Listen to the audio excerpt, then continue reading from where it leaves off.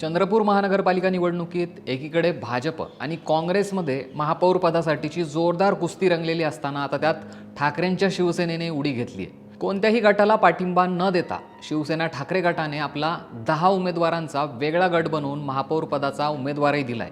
यामुळे चंद्रपुरात मोठा ट्विस्ट आलाय, पण यामुळे भाजप आणि काँग्रेसची चांगलीच गोची झाली आहे। चंद्रपुरात ठाकरे गटाने नेमका काय घोळ घातलाय या व्हिडिओमधून तुम्हाला सविस्तर सांगतो। चंद्रपुरात एकूण 66 नगरसेवक आहेत।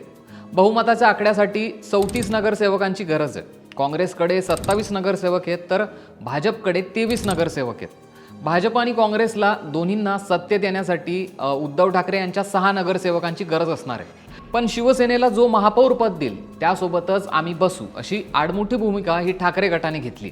पण आता याही पलीकडे जात ठाकरेंच्या शिवसेनेने स्वतःचा एक गट स्थापन केलाय, ज्यात वंचित बहुजन आघाडीचे 2 आणि अपक्ष 2 असे टोटल 10 नगरसेवक एकत्र आहेत। शिवाय त्यांनी महापौर पदासाठीचा अर्जही दाखल केलाय। त्यामुळे भाजप आणि काँग्रेसच्या नेत्यांची मात्र झोप उडाली आहे। ठाकरे गटाच्या या तिसऱ्या उमेदवारामुळे भाजप आणि काँग्रेस कुठेतरी कोंडीत फसलेत असं चित्र सध्या दिसून येत आहे। चंद्रपूर महानगरपालिकेमध्ये सत्ता स्थापनेबाबत निकाल लागल्यापासूनच इंटरेस्टिंग गोष्टी आपल्याला घडताना दिसत आहेत। आधी महापौर पदाबाबत काँग्रेसमध्ये वडेट्टीवार आणि धानोरकर असे 2 गट आमने सामने आले होते। 2 गटातला हा वाद दिल्लीतही पोहोचला होता। त्या ठिकाणी वाद मिटवल्यानंतर धानोरकर यांचा महापौर होणार तर वडेट्टीवार यांचा उपमहापौर होणार एवढं गणित फिक्स झालं होतं। दुसरीकडे भाजपमध्येही माजी मंत्री सुधीर मुनगंटीवार आणि आमदार जोरगेवार यांच्यातही फारसं पटत नसल्याने तिकडेही 2 गट आहेत। आता दोन्ही पक्षात अशी परिस्थिती असताना चंद्रपूरच्या महापौर पदाच्या आखाड्यात ठाकरेंच्या उमेदवाराची एंट्री झाली आहे, ज्यामुळे चंद्रपूर महानगरपालिकेमध्ये मोठा ट्विस्ट आलाय।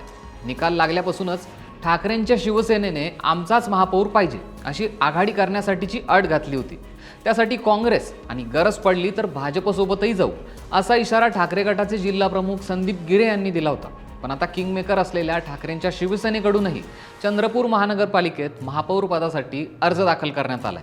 हा सगळा आकड्यांचा खेळ आहे आणि जो कोणी आम्हाला सोडून सत्तेत जाण्याचं स्वप्न पाहत असेल तर त्याला आमच्या शुभेच्छा अशी प्रतिक्रियाही त्यांनी दिली आहे। येत्या 10 तारखेला तुम्हाला निकाल स्पष्ट दिसेल असंही गिरे यावेळी म्हणाले। ऐनवेळी ठाकरे गटाने उमेदवार दिल्याने भाजप आणि काँग्रेस समोर मोठी अडचण आता उभी राहिली आहे। त्यामुळे हा 10 नगरसेवकांचा गट नेमकं काय करतो, चंद्रपूर महानगरपालिकेत नेमक्या काय घडामोडी घडतात हे पाहणं आता इंटरेस्टिंग असणार आहे। तुम्हाला काय वाटतं, चंद्रपुरात कुणाची सत्ता स्थापन होईल, भाजप, काँग्रेस की शिवसेना? कमेंट करून नक्की सांगा आणि असेच व्हिडिओ पाहण्यासाठी सरकारनं आम्हाला सबस्क्राईब करायला विसरू नका।